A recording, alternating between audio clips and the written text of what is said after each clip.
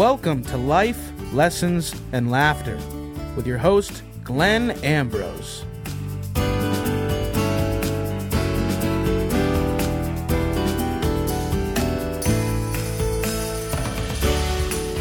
Hello, welcome to Life, Lessons, and Laughter with Glenn Ambrose. I'm here with Ben. Hey, buddy. What's happening?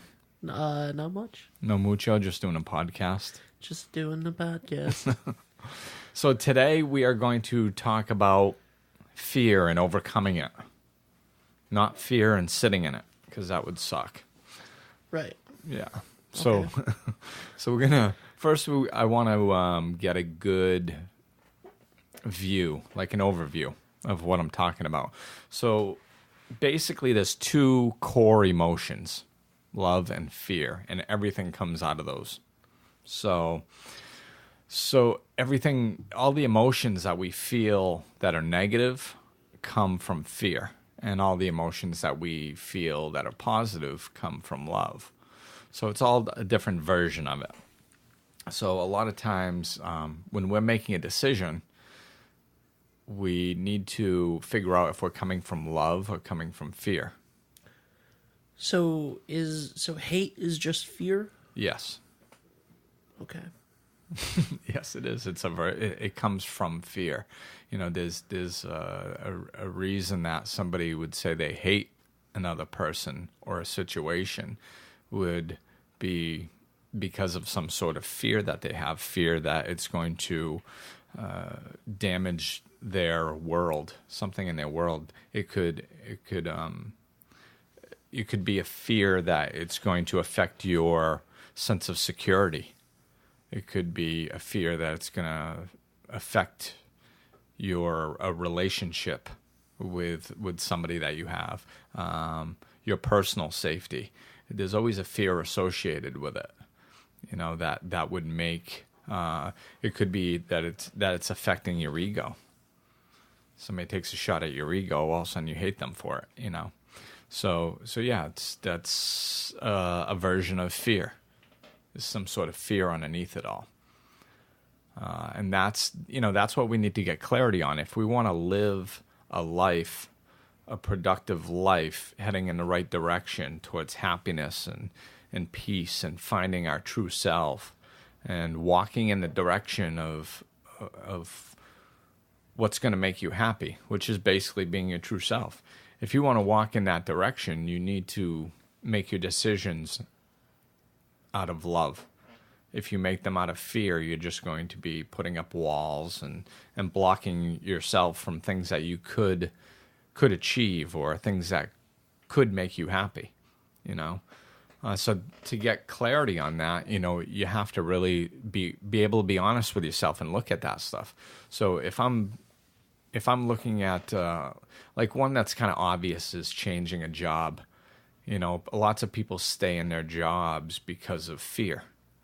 And, you know, they'll make up a lot of different reasons. Well, you know, I've got a steady paycheck. Well, that's fear-based, you know. I mean, you could have a steady paycheck lots of places, you know, if you want one. You know, I've been here a long time. That's fear of change. You know, the economy's not good. That's fear. You know, it's all fear-based. I mean, the fact is there's people changing jobs and starting businesses at all different times of our economy. But those are the people who aren't living in fear. You know,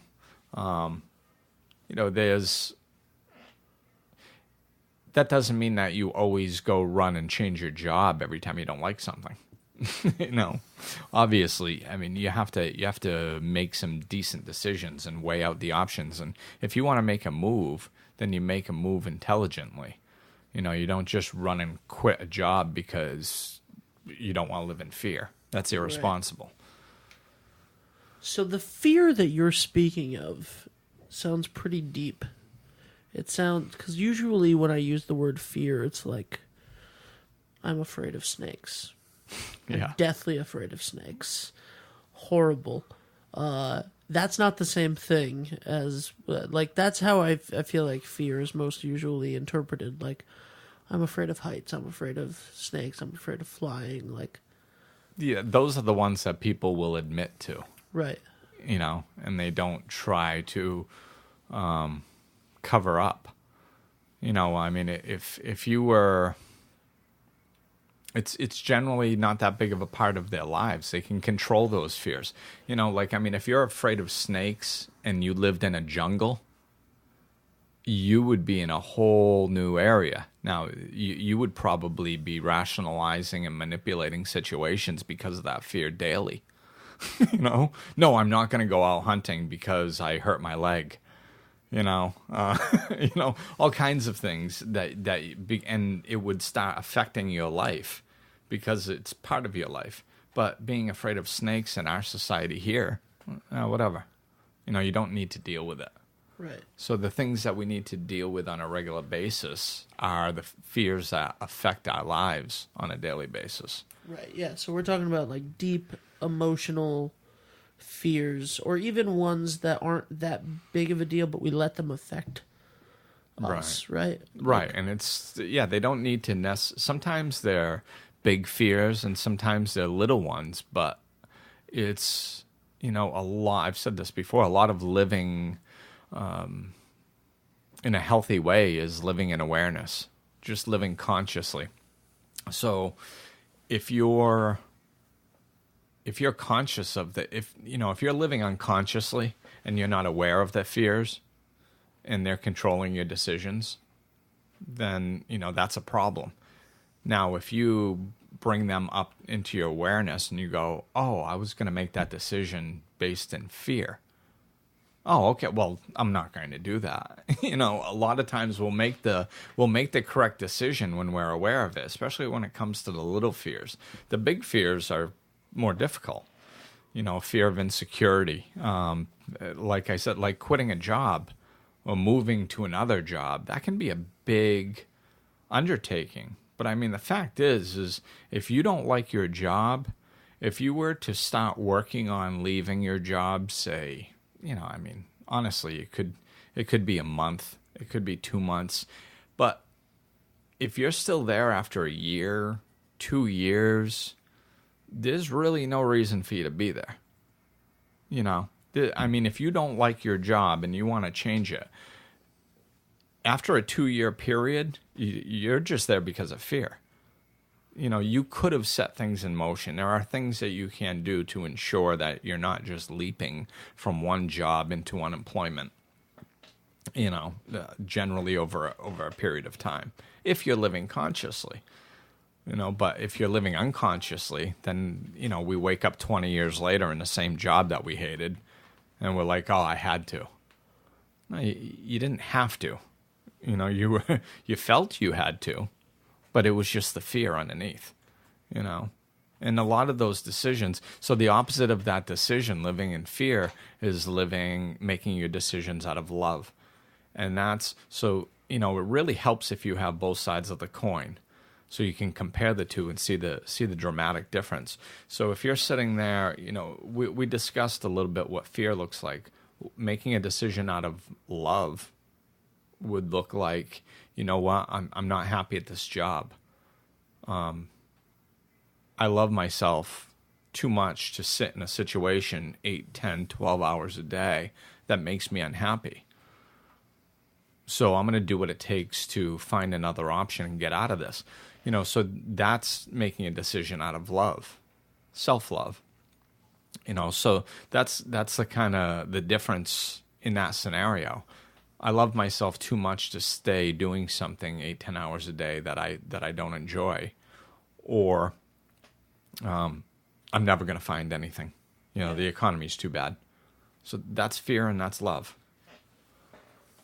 So you can, a lot of times, if you live in the awareness and you can identify the thing that you are afraid of, a lot of times you can get a better result by, instead of attacking that problem out of fear, which is usually avoidance of something or burying something. Yeah. If you come at that out of love, you're saying, then that's the way to deal with that, because you can come at it either way. Like, if there's a problem and it's something that is dealing with fear, you may get this. It might be like in a relationship, like you might have a reason of fear for why you're not getting rid of someone in your life. Right. But, you know, because you're afraid of that, though, you can also, what you're saying is you can look at it as, like... From self-love. From self-love, I need to do this. Right. And it's the same, it's the way to overcome that fear and to get that person right out. Or, you know, that's the one scenario. Right. It's the way to transcend that fear.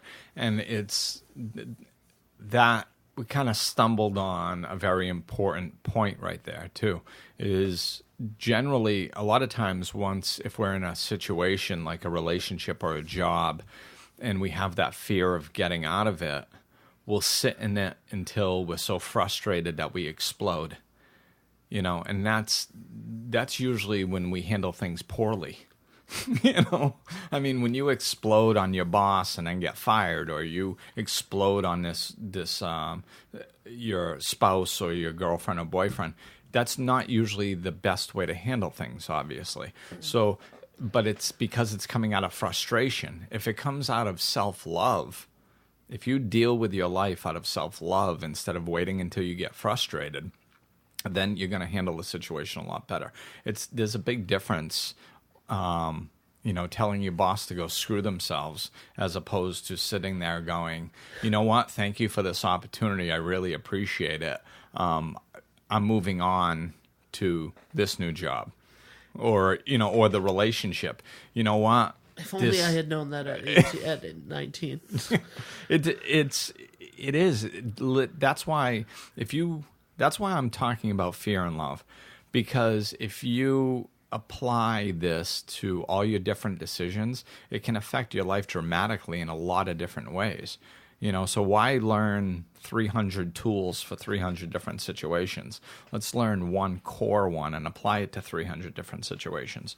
You know, so in your relationship, if you need to end a relationship because you're not getting what you need out of that relationship, it's not fulfilling you, then what a better way to end that? You know what? This isn't what I need.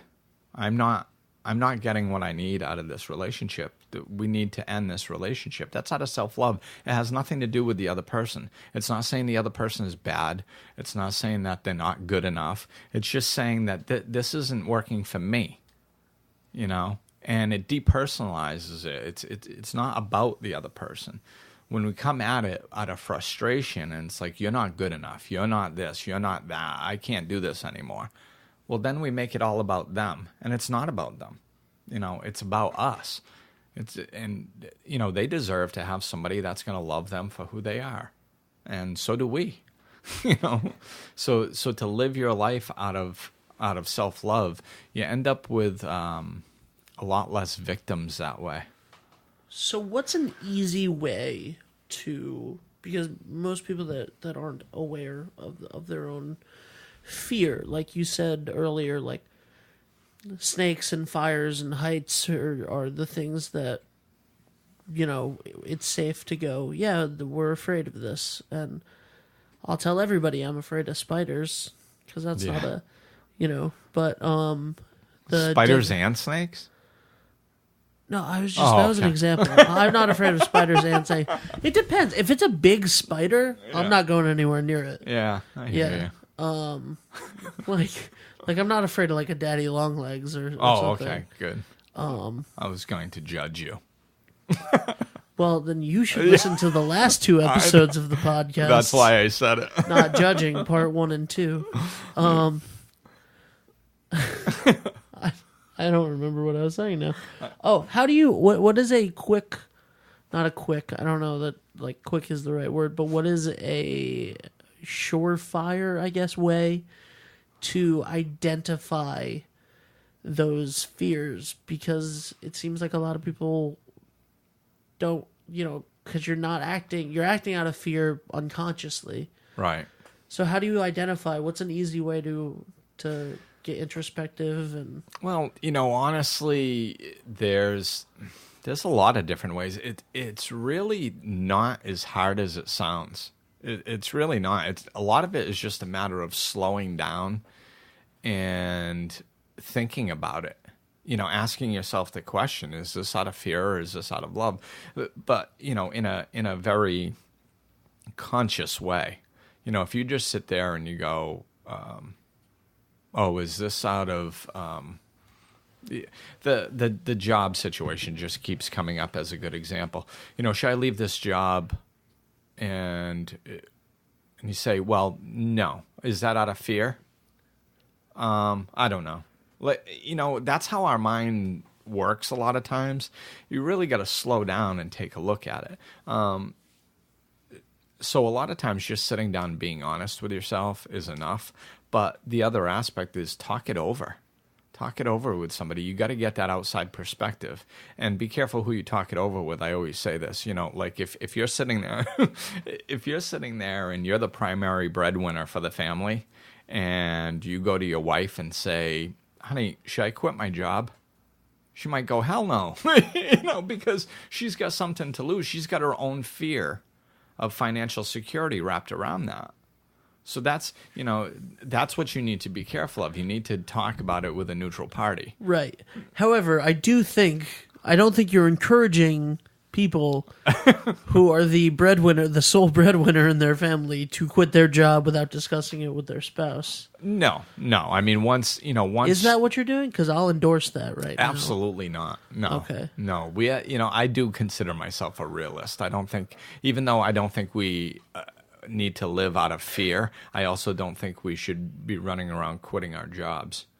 And you know what? Like I don't always learn my lessons the easiest way, so I've done it. Yeah. I've gotten so frustrated where I was trying to get out of a job, trying, and I just couldn't do it. And to this day, I don't completely know why, but finally I couldn't. I was like, I can't take this anymore.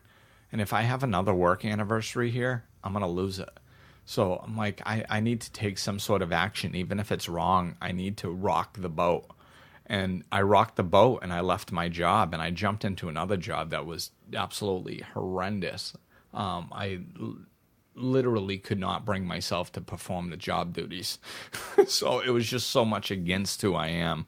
So I ended up having to quit that job a couple weeks later. And then I found myself unemployed. And that was a problem. That was a big problem, and I would not recommend that to anybody. I did that one time when I came back from college. I got a job back at the place that I worked in high school, and I was miserable for about 6 months. And instead of saying anything, one day I just exploded, and I left, and I told the other person I was working to tell the boss that I was never coming back. And I just completely blew up that bridge. Yeah. And went and applied for a bunch of other jobs and ended up being unemployed for like 6 or 7 months. Right. That's reality. That's the type of stuff that we do need to keep in mind when we're making these decisions.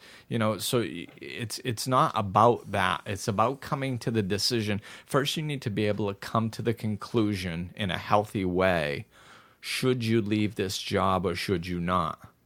It's not about actually leaving the job. It's about coming to the conclusion whether you should or whether you shouldn't, which way you should go with your decision. That's all. That's where the fear controls us, is not even being able to make a healthy decision for our lives, So with the job, if you sit there and you discuss it with somebody and you're sitting there and you're going, you know what, I think that I should stay here because I need to support my family and I've got kids and I'm the primary breadwinner and all this stuff. That's all fear. That's no reason to stay at a job. That it's a reason to not go quit a job frivolously, but it's not a reason to stay at a job forever. So if you come to the conclusion, because we'll say, I'm going to support my kids. You know what? All you're doing is you're teaching your kids by your example how to suffer. is that, kids don't always listen to what we say, but they sure as heck listen to what we do or pay attention to what we do. So when they're older and they're sitting in a job that they hate, and we're going, oh my God, you have your whole life ahead of you. Why don't you just move on to a different job that you enjoy instead of sitting in a job that you hate for the rest of your life? Well, if we want them to do that, we need to model that type of behavior. So we have to do it for ourselves. If you want your children to love themselves and treat themselves with love and respect, then you need to model that for them by doing it for yourself. That's a heck of a better example that you can give, and you can show them how to transition from a job they hate to a job that they might love, by doing it in a healthy way. Once you make that healthy decision for yourself, yes, I do need to leave this job. Okay, then, like I said in the beginning, it might take you 3 months. It could take you a year. It could take you 2 years to find the right avenue to get out of that job, but start walking in that direction. Keep moving towards happiness. Don't let that fear just leave you stuck. I think that it can work, maybe not with a good boss, but it can work the opposite way also, of being afraid to let an employee go. I'm speaking mainly out of personal experience here, but like there is that fear of like cutting ties with someone, and that was difficult, and I probably left someone recently, as of like a couple hours before recording this podcast, left someone going way too long because I was afraid to deal with in terms of, not facing the fear of confrontation, the fear of upsetting the other person. Like, yeah, why is that? That's such a, I guess that's more of a relationship thing when it comes from that angle. Having a fear of letting somebody down and stuff like that. Yeah. And that's what we do is even though it's an unhealthy situation. That's because we always make everything about other people. And, that it's a trick our ego plays. It plays with our fears, and it puts things. This is living unconsciously. So what it does is it puts it on the other person. It's like, oh, I don't want to hurt them, and it has nothing to do with not wanting to hurt them. It has to do with fear of getting into a confrontation. But we put it on the other person. The fact is, whatever decision we're making is always about us. It's not about the other person. If you need to let somebody go from a business venture or even from a friendship, it's always about us. This is not what's best for me. This needs to end because it's not healthy for me. And when we keep it on enhancing our life, the only thing that we have control over, then that the fear about hurting somebody else subsides dramatically. And it actually hurts. There's less pain when we do it that way. I mean, everything that we do and say, there's an energy to it. And if I'm doing things, I do this all the time and I say it all the time. It still to this day astounds me, the things that I can say to people. It's not that nobody ever gets offended by something that I say. I know that some people get offended by stuff that I say. I constly get offended by things you're that full you of say. it. I'm offended now. But most Good day, times, sir. Good day, sir. That was pretty good, wasn't it? That was all right, Good yeah. day, sir. Nice. That was a little overboard. Anyway, so but most times I can say things to people without them getting offended. Most times I can, because I'm not saying, it's not about them. If I'm taking care of myself out of self-love, it's about me. If it's affecting my life, it's about me. And if I am working with somebody else about something that's going on in their life, then I say it out of love, not out of judgment, And when you say you can say the same exact things out of judgment and out of non-judgment, and get two completely different reactions out of people. Now, I think that I'm going to maybe blow this into a completely different Oh my conversation I'm quickly. scared. And maybe something that you'll want to do just a whole podcast on. I'm not sure how important it is, but something that you have constantly said over the last 2 years to me, and I heard it as recently as last week, people that are... So far we've talked about all being afraid of negative things, or things that we perceive as negative things. Oh, I know where you're going. Please explain to me the concept of fear of success, Yes. because I don't get it. It's funny you brought it up because I just read or I actually just watched a video, this little video, a couple minutes of Marianne Williamson reading over her famous quote and explaining it. And basically her famous quote says, our greatest fear is not of failure. It's about how wonderful we are. And that a lot of times we walk around and we're always minimizing ourselves to fit in with everybody and everything. We don't want to offend. We don't want to look like we think we're too good for anyone. I mean, God forbid that people might think that we're full of ourselves. So we're constantly shrinking down to not upset the apple cart, and that's such a part of our society that we're not allowing ourselves to blossom. I mean, most people feel like most people in this country and around the world believe in some sort of creator, some sort of higher power or God that created us. So if there's something that's creating us, that's all powerful, it's not out there creating crap. I mean, it's creating some pretty wonderful beings down here, and there's not one person that's wonderful and one person that sucks. We've all got wonderful, possibilities within us.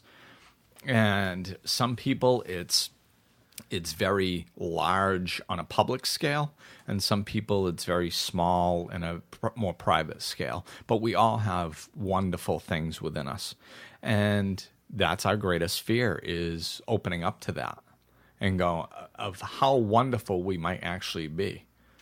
So we end up squandering and going, just trying to fit in and holding ourselves down. And we walk around going, who am I to be? Who am I to be wonderful? Who am I to be larger than life? Well, who are you not to be? We've all been given gifts that we can use. And if we're not using them, then shame on us. Shame on us for not using them. We've got a gift. And we all know people who have gifts, and we point the finger at them and go, oh my God, you should be using it. You should be using it, and it's such a gift. And if you don't, then shame on you and all that crap. Well, everybody in society is walking around doing that. Well, not everybody, but a lot of people are. A lot of us are walking around. I mean, I find it, I catch myself with it. If I'm going to sit down and do a podcast or a workshop, there's moments where I go, oh, can I do this? But I'm trying to live consciously. And I go, of course I can do it. All I have to do is be myself.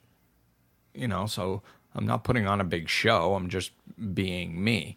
And that's where I found the comfort level to be able to do the things that I do, because it's just opening up to more of myself. That's a fascinating topic. It is. Because it seems crazy to me. But I don't know why, but it still does. And well, have you ever looked at a situation where you were like, you know what?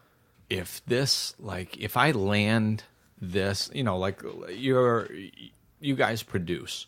Yeah. So let's say you got this huge opportunity to produce something. And I mean, if you landed this it could blow your business worldwide or nationwide or something like that. Have you ever looked at... Our first thoughts would be, this is too big for us. We are not able to. There you we go. can't do this. Well, there's And no that's way it. We can do this. And that's your fear of success. That's your fear of being, we realize that the biggest producers in the world, the people who have produced the most wonderful thing out there is just a person. They're just a person that knows how to produce. You're a person that knows how to produce. So, Really? well, you know what I mean? It's just a person. That's all. If one can do it, then another can do it. It's really not superhuman to be able to do something like that, but that initial, oh my God, comes up, and it comes up in all of us. It's very common, so it's not a big deal that it comes up. It's just, is it going to control you? And the people you see succeed are the ones who don't let it control them. It still comes up. They go, oh my God, am I good enough? This is big. What if, oh my, and then they simmer it down, get control, and they move forward. The ones who don't succeed are the ones who don't do that. I think this is a big conversation that we should probably extend into a full podcast at some point in the future, with maybe some more examples, because I need more help with it. And if nothing else, you're at least just talking to me on this.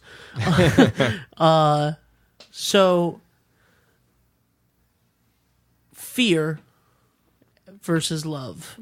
Very simple. To go back to the original point of the episode. Right. Fear versus love. Yeah, it's about slowing down and looking at why you're making the decisions, and it's always, and to get a little more specific, make that out of self-love, because we'll BS ourselves and be like, oh, I'm staying in this job because of love for my family.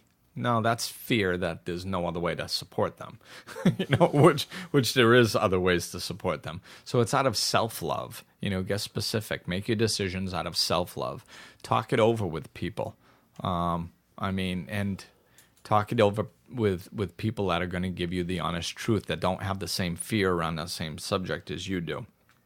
And talk to multiple people, or go get a life coach. That's what they're there for. That's what I use mine for. That's what I do with other people. That's a great point. And speaking of that, if you do want to go get a life coach, we're about out of time. Where can people reach you? They can reach me at my website, life-enhancement-services.com, or my Facebook page, Glenn Ambrose, or my Life Enhancement Services Facebook page. You're not good at saying the names of your own things. No. Never have been. Never will be, probably. No, maybe I'll get used to it. Maybe I'll just change the name. There we go. See? I'm going to have to look at this. You'll mess that up, too. I'll have to make the decision out of self-love. I think in one of the last two episodes, you said Glenn Ambrose wrong. Glenn Ambrose wrong? There it is. Nope. Tried to get you. Thanks, thank Glenn. God I got that. I'm never going to use my middle name with this. That'd throw me way off. If you want to know Glenn's middle name, download next Sunday's episode of Life Lessons in Laughter. All right. Thanks. Have a good week. This podcast is presented by New Short Productions. Executive producers Glenn Ambrose, Benjamin Barber, and David DeAngelis.